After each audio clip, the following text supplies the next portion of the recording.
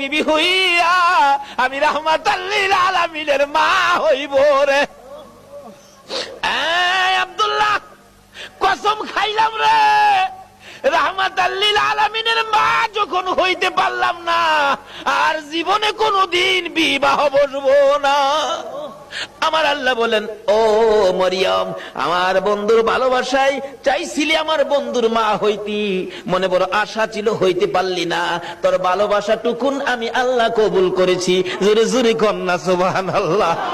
আরে নবীর প্রেমের পাগল যারা প্রেম খেলা খেলে, বলুন নবীর প্রেমের পাগল যারা, নবীর প্রেমে ওয়াস করনি দন্ত দেয় ফেলে, নবীর প্রেমে ওয়াস করনি দন্ত দেয় ফেলে, নবীর প্রেমের পাগল যারা প্রেম খেলা খেলে, হাইরে নবীর প্রেমের পাগল যারা। হানজালা পাগল ছিল নবীর প্রেমে জীবন দিল, হানজালা পাগল ছিল নবীর প্রেমে জীবন দিল, গোসল করাইলো তারে ফেরেশতার দলে, গোসল করাইলো তারে ফেরেশতার দলে, নবীর প্রেমের পাগল যারা প্রেম খেলা খেলে, হাইরে নবীর প্রেমের পাগল যারা।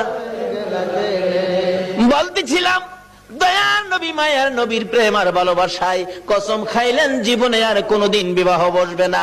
আসরের জমিন যেদিন কায়েম হবে, ওই মরিয়মের আমার নবীর প্রতি ভালোবাসার পুরস্কার দিবেন আমার আল্লাহ।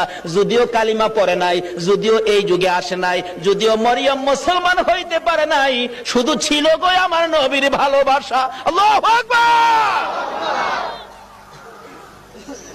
কালিমাও পড়ে নাই, নামাজও পড়ে নাই, মুসলমানও হয় নাই, তারপরও আমার আল্লাহ সিস্টেম করেছে বন্ধুর ভালোবাসার পুরস্কার দেওয়ার জন্য।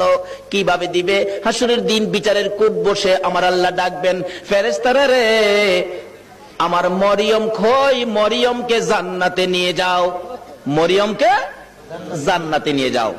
তখন ডাক দিবেন ফেরেশতারা, মরিয়মকে, মরিয়মকে জান্নাতি ঘোষণা দেওয়া হয়েছে।